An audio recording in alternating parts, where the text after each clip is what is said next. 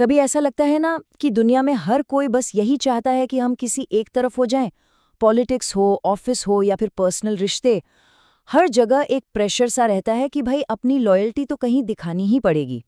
तो Robert Greene अपनी किताब द 48 लॉज ऑफ पावर में जो 20वां नियम बताते हैं, वो एक बिल्कुल ही अलग रास्ता दिखाता है। किसी से भी कमिट मत हो।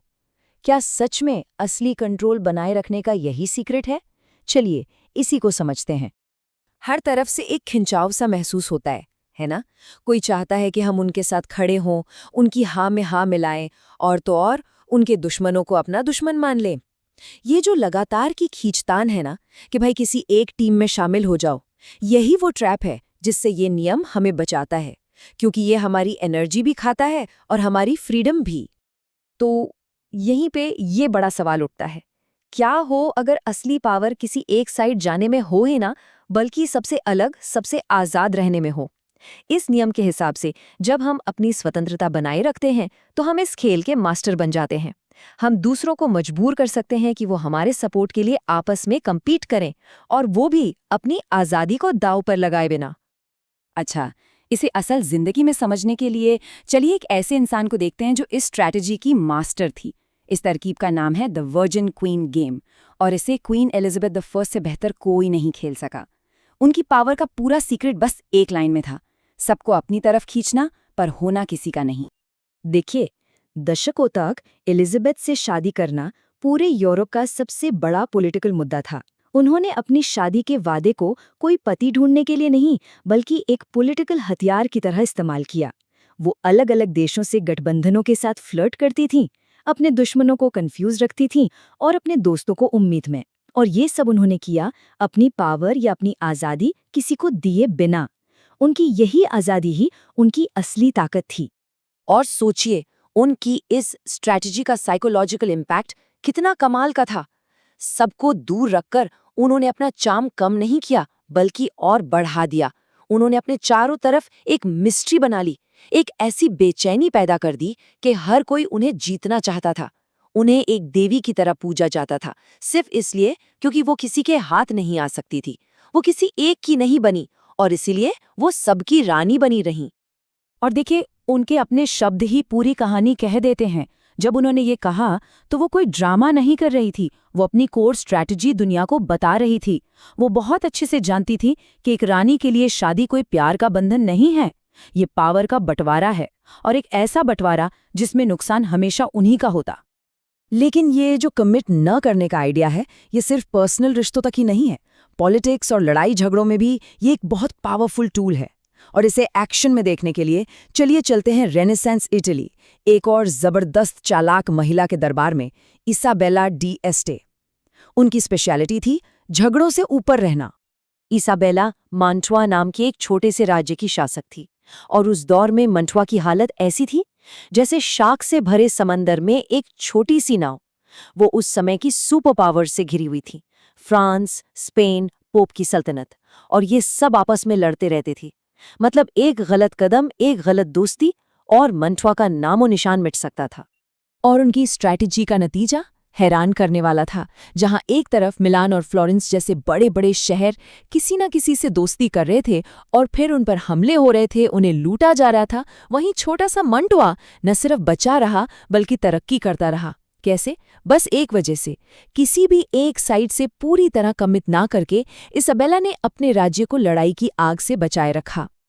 उनका गेम डिप्लोमेसी का एक मास्टरपीस था सच में। वो एक ही वक्त पर सबकी दोस्त लगती थी और किसी की भी नहीं।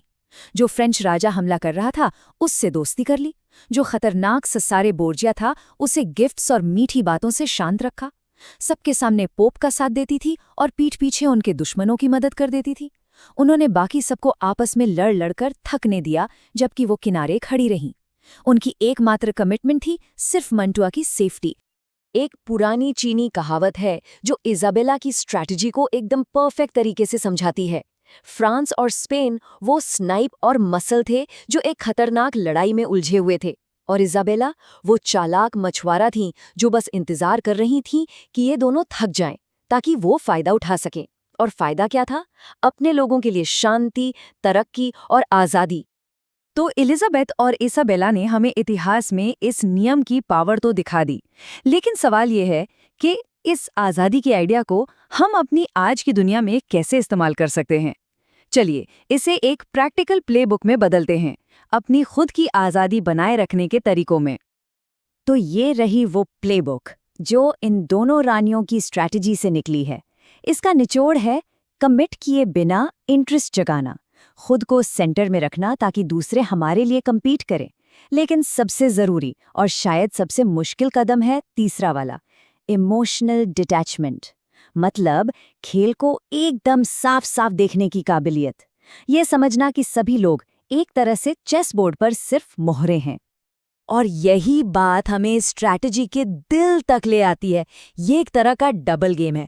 बाहर से दुनिया के लिए हम इंटरेस्ट दिखाते हैं, सपोर्ट दिखाते हैं, यहाँ तक कि कमिट करने का इशारा भी देते हैं, लेकिन अंदर आज़ादी और रेश ने दिमाग का एक मजबूत किला बनाए रखते हैं।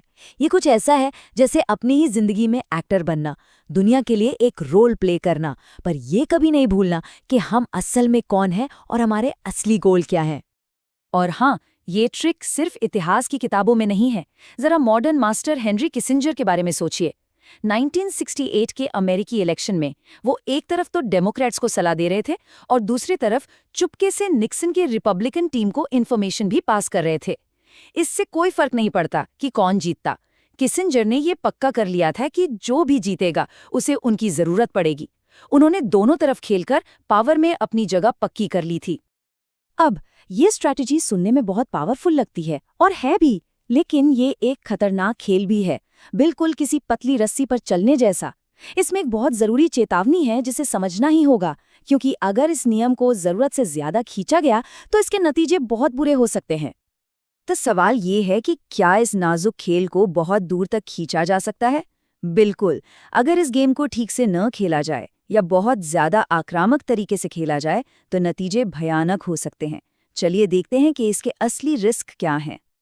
पहला रिस्क, अगर बहुत सारी साइट्स के साथ खेला गया तो पकड़े जाने का डर रहता है और तब वो सब मिलकर आपके खिलाफ हो जाएंगे। दूसरा, अगर लोगों को बहुत लंबा इंतजार करवाया जाए तो उनका इंटरेस्ट गुस्से और नफरत में बदल सकता है। और तीसरा, अगर ये इमेज बन गई कि ये इंसान तो कभी किसी से कमिट करता ही नहीं, तो आखिर में एकदम अकेले रह जाने का खतरा है, बिना किसी दोस्त के, तब जब किसी की सबसे ज्यादा जरूरत हो। तो आखिर में सबसे बड़ा सबक सिर्फ दूर भागना या रहस्यमयी बनना नहीं है। इस नियम की असली मास्टरी है अपनी अंदरूनी आज़ादी को बचाकर रखना। बाहर से शायद कमिटेड दिखना पड़े, सोशल गेम खेलना पड़े, लेकिन अपने लिए सोचने और अपना रास्ता खुद चुनने की काबिलियत को कभी नहीं छोड़ना चाहिए, क्योंकि असली पावर दूसरों को कंट्रोल करना नहीं है। असली पावर तो अपने फैसलों का मालिक होना है।